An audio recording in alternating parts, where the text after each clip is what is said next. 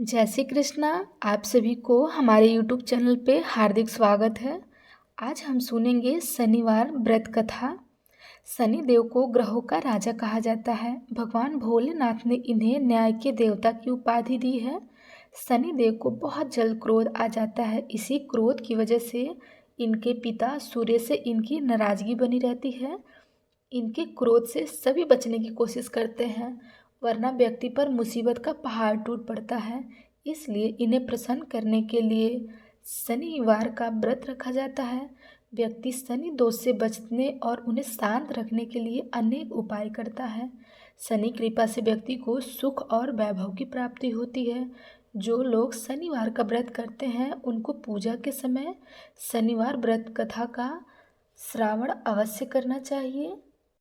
सुनिए शनिवार व्रत कथा।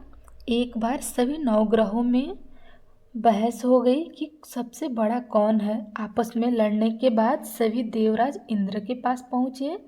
इंद्र असमंजस की स्थिति में निर्णय नहीं दे पा रहे थे, परंतु उन्होंने सभी ग्रहों को सुझाव दिया कि पृथ्वी पर एक राजा विक्रमादित्य ही इसका फैसला कर सकते हैं, क्योंकि वे बहुत ही न्यायप्रिय राजा हैं।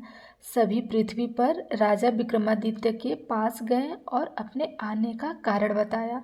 राजा उनकी समस्या को सुनकर बहुत परेशान हो गए। उनका चिंतन होना लाजमी था, क्योंकि जिसको भी किसी से छोटा बताया तो वही गुस्सा कर जाएगा। राजा के काफ़ी सोच विचार के बाद उन्हें एक उपाय सूझा। उन्होंने सुवर्ण, रजत, कांस्य, पीतल, सीसा, रांग, जस्ता, अभ्रक और लोहे से 9 सिंहासन का निर्माण करवाया। उन्होंने उपयुक्त क्रम में रख दिए गए। सबसे निवेदन किया गया कि क्रमानुसार सिंहासन पर आसन ग्रहण करें। शर्त रखा गया कि जो सबसे अंतिम में सिंहासन पर आसन ग्रहण करेगा वही सबसे छोटा माना जाएगा, जिसकी वजह से शनिदेव सबसे बाद में आसन प्राप्त कर सके और सबसे छोटे कहलाएं। क्रोध के आवेश में आकर शनिदेव ने सोचा कि राजा ने यह सब जानबूझकर किया है। कपितु होकर राजा ने कहा कि राजा, तुम मुझे नहीं जानते। सूर्य एक राशि में 1 महीना, चंद्रमा 2.25 महीना 2 दिन, मंगल 1.5 महीना, बृहस्पति 13 महीने, बुध और शुक्र 1-1 महीने विचरण करते हैं। लेकिन मैं 7.5 साल तक रहता हूँ। मैंने बड़े बड़े का विनाश किया है। श्री राम की 7.5 आने पर उन्हें जंगल जंगल भटकना पड़ा और रावण की आने पर लंका को बंदरों की सेना ने परास्त होना पड़ा। क्रोधित शनिदेव ने राजा से कहा कि अब आपको सावधान रहने की जरूरत है। इतना कहकर शनिदेव कुपित अवस्था में वहां से चले गए। समय गुजरता गया और कालचक्र का पहिया घूमते हुए राजा की 7.5 आ गई। तब शनिदेव घोड़े का सौदागर बनकर राजा के राज्य में गए।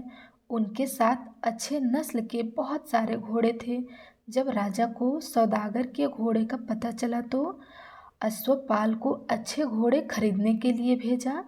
अश्वपाल ने कई अच्छे घोड़े खरीदे। इसके अलावा सौदागर ने उपहार स्वरूप एक सर्वोत्तम नस्ल के घोड़े को राजा की सवारी हेतु दे दिया।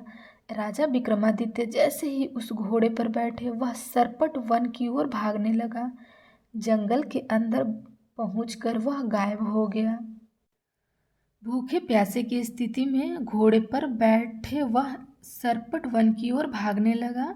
जंगल के अंदर पहुंचकर वह गायब हो गया। भूखा प्यासा की स्थिति में राजा जंगल में भटकते रहे। अचानक उन्हें एक ग्वाला दिखाई दिया, जिसके साथ राजा की प्यास बुझाई। राजा ने प्रसन्नता से उससे अपनी अंगूठी देकर नगर की तरफ चले गए। वहां एक सेठ की दुकान पर पहुंचकर उन्होंने जल पिया और अपना नाम वीका बताया। भाग्यवश उस दिन सेठ की खूब आमदनी हुई। सेठ खुश होकर उन्हें अपने साथ लेकर घर चला गया। सेठ के घर में घूंटी पर एक हार टंगा था, जिसको खूंटी निगल रही थी।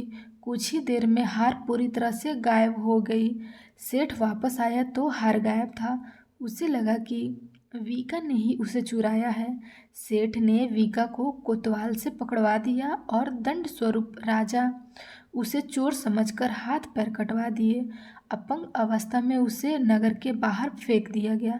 तभी वहां से एक तेली निकल रहा था, जिसको वीका पर दया आ गई। उसने वीका को अपनी गाड़ी में बिठा लिया। वीका अपनी जीभ से बैलों को हाँकने लगा।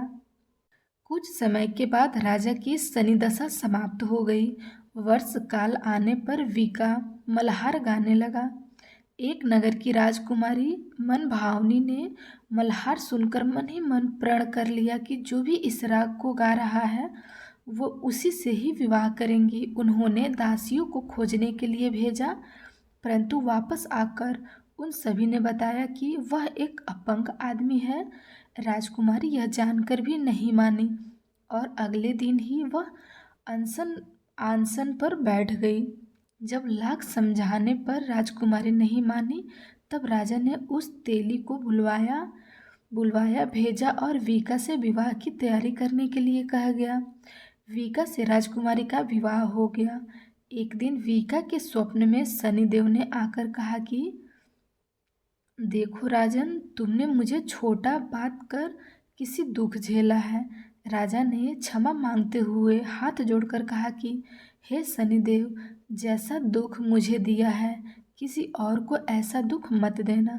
शनिदेव इस विनती को मान गए और कहा कि मेरे व्रत और कथा से तुम्हारे सारे कष्ट दूर हो जाएंगे। जो भी नित्य मेरा ध्यान करेगा और चींटियों को आटा डालेगा, उसकी सारी मनोकामनाएं पूर्ण हो जाएगी। शनिदेव ने राजा को हाथ पैर भी वापस दिए। दूसरे दिन जब सुबह राजकुमारी की आंख खुली तो वह आश्चर्यचकित हो गई। वीका ने मनभावनी को बताया कि उज्जैन का राजा विक्रमादित्य है। मनभावनी खुशी से फूले नहीं समा रही थी। राजा और नगरवासियों सभी अत्यंत प्रसन्न हुए। सेठ ने जब यह सुना तो वह पैरों पर गिरकर क्षमा मांगने लगा। राजा ने कहा कि यह सब शनिदेव के कोप का प्रभाव था और इसमें किसी का कोई दोष नहीं है।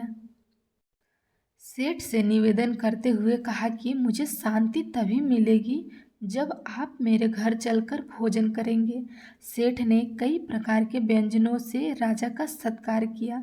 जब राजा भोजन कर रहे थे तभी जो खूंटी हार निकल गई थी वही अब उसे उगल रही थी। सेठ ने अनेक मोहर देकर राजा का धन्यवाद किया और अपनी कन्या श्री कंवरी से पाणी ग्रहण का निवेदन किया। राजा ने सहर्ष स्वीकार कर लिया। राजा अपनी दोनों रानियों मनभावनी और श्री कंवरी को लेकर उज्जैन नगरी लौट आए। सारे नगर में दीपमाला और खुशी मनाई गई।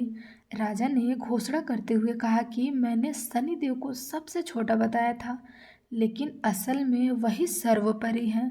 तब से सारे राज्य में शनिदेव की पूजा और कथा नियमित होने लगी। सारी प्रजा के बीच खुशी और आनंद का वातावरण बन गया। शनिदेव के व्रत की कथा को जो भी सुनता है उनकी समस्त मनोकामनाएं शनिदेव अवश्य पूर्ण करते हैं। तो आप सब मिलके प्रेम से बोलिए शनि महाराज की जय।